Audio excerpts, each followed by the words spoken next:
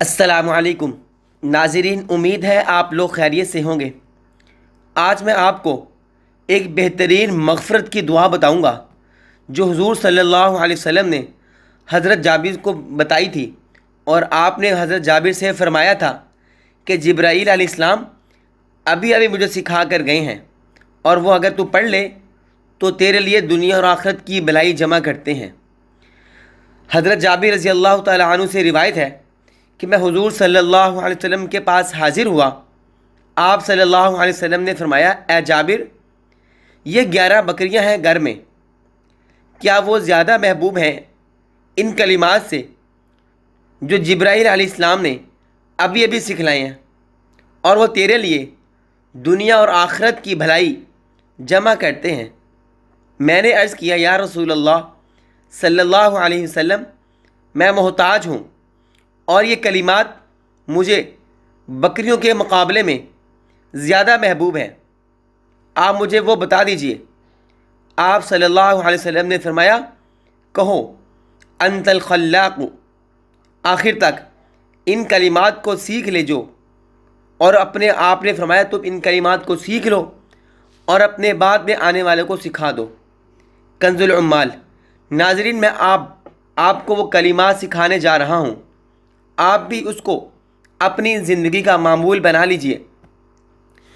اللہم انت الخلاق العظیم، اللہم انک سمیع علیم، اللہم انک غفور رحیم، اللہم انک رب العرش العظیم، اللہم انک انت الجواد الکریم، فاغفر لی وارحمنی وعافنی وارزقنی واسترنی واجبرنی وارفعنی واہدنی ولا تضلنی وادخلنی الجنہ برحمتک یا ارحم الراحمین۔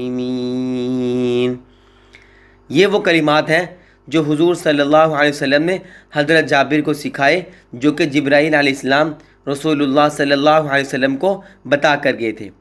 اس کا ترجمہ یہ ہے، اے اللہ، تو بہت بڑا پیدا کرنے والا ہے، اے اللہ بے شک تو سننے والا جاننے والا ہے، اے اللہ بے شک تو بخشنے والا رحم کرنے والا ہے، اے اللہ بے شک تو عرش عظیم کا پروردگار ہے، اے اللہ بے شک تو کرم کرنے والا سخی ہے، پس مجھے بخش دے اور مجھ پر رحم کر دے، اور مجھ کو عافیت میں رکھ، اور مجھے رزق دے، اور میری پردہ پوشی کر، اور میری ٹوٹ پھوٹ کو جوڑ دے، اور مجھ کو بلند کر، اور مجھے ہدایت دے، اور مجھے گمراہ نہ کر، اور داخل کر مجھے جنت میں اپنی رحمت کے طفیل، اے رحم کرنے والوں میں سب سے زیادہ رحم کرنے والے۔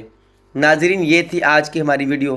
اگر اچھی لگی ہو، فائدہ پہنچے تو دعاؤں میں یاد رکھیے، ویڈیو کو لائک شیئر کر دیجیے۔ ملتے ہیں ایک اور ویڈیو کے ساتھ، تب تک کے لیے اللہ حافظ۔